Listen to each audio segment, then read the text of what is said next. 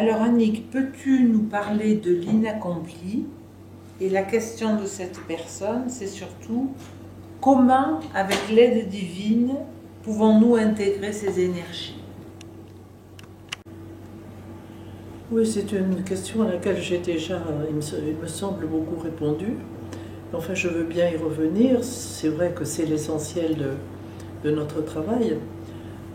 Si je reprends le mot qui exprime cet inaccompli, ra en hébreu, ra, qui s'exprime par deux lettres, resh et ayin, nous avons déjà là une information extrêmement importante, parce que le resh, c'est le principe même de l'être, et le mot ayin, c'est la source, c'est-à-dire que ce principe est à notre source. Ce principe, c'est comme comment je dirais, l'étoile qui contient toute la lumière de notre être futur et qui est entourée de satellites. Et ces satellites, ce sont les énergies potentielles qui sont là autour, comme des futurs anges, mais qui peuvent devenir des démons, bon, et qui sont pour l'instant des énergies animales. Voilà comment se situe. Et en même temps, cette lettre en yin qui dit la source veut aussi dire l'œil. Ce qui veut dire qu'au fur et à mesure que nous allons intégrer ces énergies, un œil nouveau nous sera donné, un regard nouveau, une vision nouvelle. C'est ça que nous appelons l'intelligence des choses. Ce n'est pas une intelligence intellectuelle, c'est la façon dont nous allons voir un événement. On peut voir un événement à des niveaux très très différents. Comprendre un événement comme celui dont nous avons parlé au début de notre entretien, nous avons vu l'événement de Charlie Hebdo à un niveau très élémentaire, immédiat, etc. Et puis, nous avons essayé d'aller plus loin, parce qu'il y a déjà un travail qui s'est fait en nous et qui fait qu'il y a une vision autre. Voilà. C'est ça l'inconscient, le mot, ce qu'exprime ce mot « rang » en particulier. Alors, je l'ai dit souvent, il faut d'abord être sorti des eaux. Il faut d'abord vivre cette deuxième naissance. Ce n'est pas rien, parce que cette sortie des eaux implique que nous nous libérons de tout le conditionnement du monde extérieur, de tous les impératifs du monde extérieur, de toutes les passions du monde extérieur, de toutes les sécurités que nous apporte le monde extérieur. On ne se rend pas compte de ce qu'est cette seconde naissance. À savoir que nous prenons nos assurances plus du tout dans le monde extérieur, mais vraiment, peut-être encore dans le monde extérieur, mais à ce moment-là, en résonance intime avec le monde intérieur, en résonance intime avec les lois divines. Et ça nous oblige quelquefois à des désécurisations, comme par exemple nous faisons un travail dont l'éthique est totalement contraire à justement cette montée de conscience qu'il va faire, car aujourd'hui, on peut se poser la question, on nous invite à des travaux pour gagner notre vie qui peuvent être totalement contraires, que ce soit dans les sciences biologiques, que ce soit en médecine ou que ce soit enfin, ailleurs. On peut se désécuriser d'un travail qui vous permet de vivre, pour obéir à une instance supérieure, c'est une chose très difficile. Très très difficile.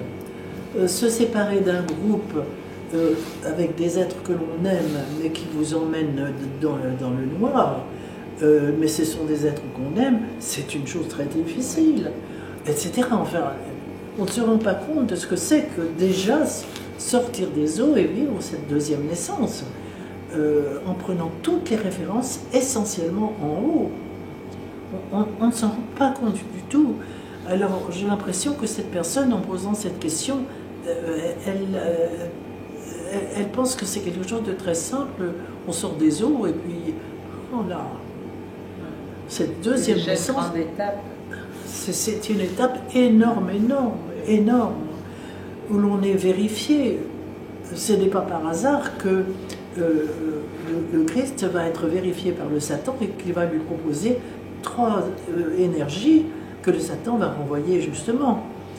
Mais sous une forme ou sous une autre, nous vivons des épreuves comme celle-là pour nous vérifier, pour savoir si vraiment nous nous engageons dans la voie divine ou si nous restons peureusement dans les sécurités du monde. C'est quelque chose de fantastique, ça, de fantastique.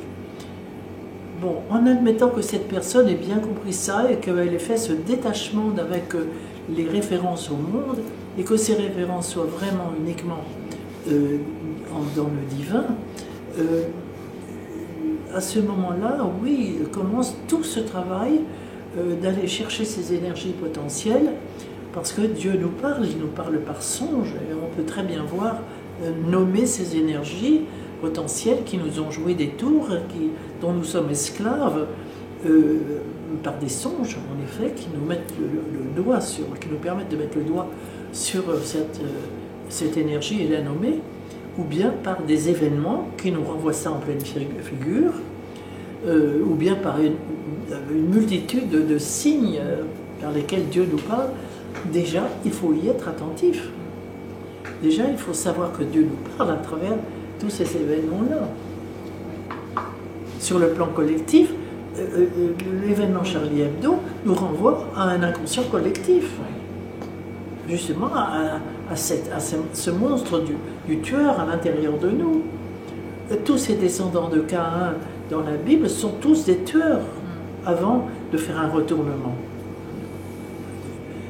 Donc, une fois que ce retournement est fait, que vraiment on s'est engagé dans cette voie divine, aller nommer, en effet, ces animaux, et à ce moment-là, les prendre en main, les dompter. C'est le mot qui est dans la Bible, dompter, n'est-ce pas, dompter. Dompter, ce qui veut dire qu'ils ne jouent plus à notre place. Que nous soyons très attentifs, très vigilants, pour savoir qui fait cet acte, qui dit oui à cette proposition, qui s'engage là. Est-ce que c'est un jeu conscient, obéissant à une loi divine intérieure? C'est très important de s'interroger. Qui prend cette décision? Qui s'engage? Voilà. Est-ce que c'est moi, un moi conscient, un jeu conscient, et dans la prière, en résonance avec la lumière divine, ou bien est-ce que c'est un petit monstre intérieur qui est en train de jouer à ma place? Et là, il y a un discernement à exercer qui est aussi extrêmement fin, précieux, délicat, et qui ne peut vraiment se faire que dans la prière. Voilà, alors, bon, en admettant que l'animal soit véritablement dompté, pris en main, il y a un moment où il nous échappe, et c'est le Seigneur qui travaille là. Parce que l'intégration elle-même, c'est lui qui le fait. Là, nous ne pouvons pas, c'est pas nous, c'est une alchimie secrète qui peut se faire en un instant, parce que c'est l'instant divin, c'est le non-temps, et tout à coup, on se trouve devant une lumière éclatante.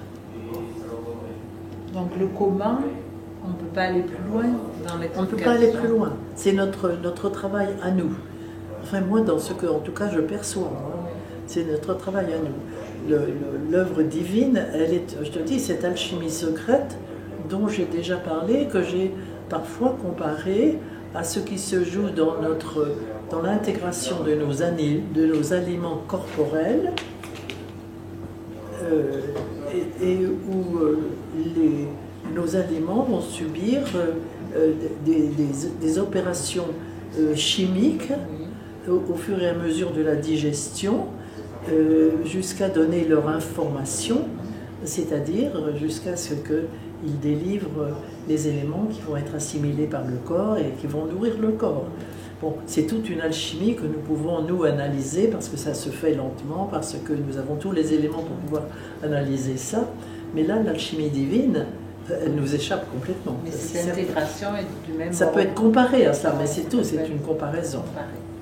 Et alors, dans le meilleur des cas, quand s'est intégré avec l'aide divine, qu'il y a cette intégration, cette énergie, donc, elle va donner son information et la personne va grandir. Elle va grandir, elle va avoir une autre vision. Voilà. Alors on reprend le mot Ra, n'est-ce pas, avec le Ayin qui est l'œil. Son œil va s'ouvrir Ouais. à une autre intelligence des choses.